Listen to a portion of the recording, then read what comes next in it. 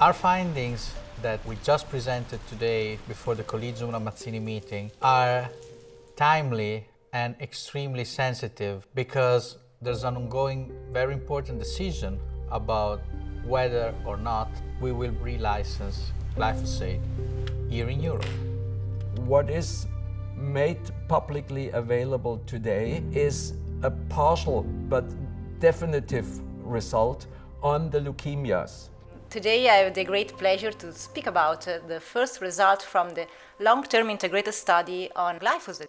We decided to test 3 different test compounds: pure glyphosate, the Roundup BioFlu, and the Ranger Pro, that is a commercial formulation, is banned in Europe but still used in the US. The first finding is that there are dose-related increases in mortality from leukemia. The second finding was that a very high proportion of these leukemias occurred in the rats in the first year of life. This is a most unusual finding. Half of all our animals with leukemia died.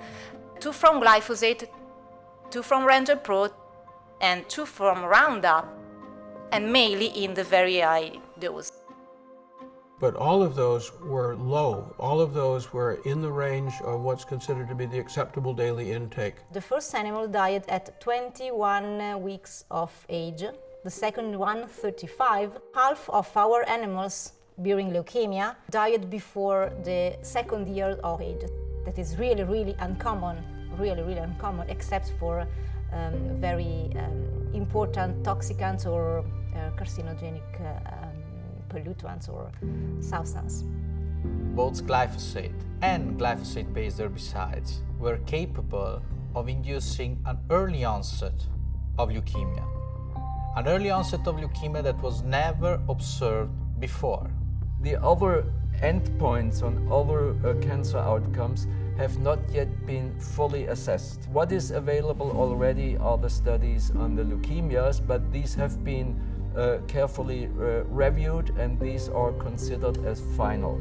This is absolutely appropriate strategy because it is a very important scientific result that should have important impact on the regulatory agencies. Glyphosate has already been declared by the International Agency for Research on Cancer to be a probable human carcinogen. Now we have animal studies coming along showing increased mortality from another hematologic tumor, namely leukemia, in a positive dose-related fashion. I think it's a time to reevaluate it because now we have more studies, more evidence from human studies. Glyphosate could be even group 1 carcinogen. That's my opinion. What we believe is also very important is that it's the largest study ever performed on glyphosate and glyphosate-based herbicides, also from the standpoint of carcinogenicity, because we talk about 1,000 animals that were studied. We also talk about an independent multi-institutional study involving independent and different global authoritative entities, which makes it unique in terms of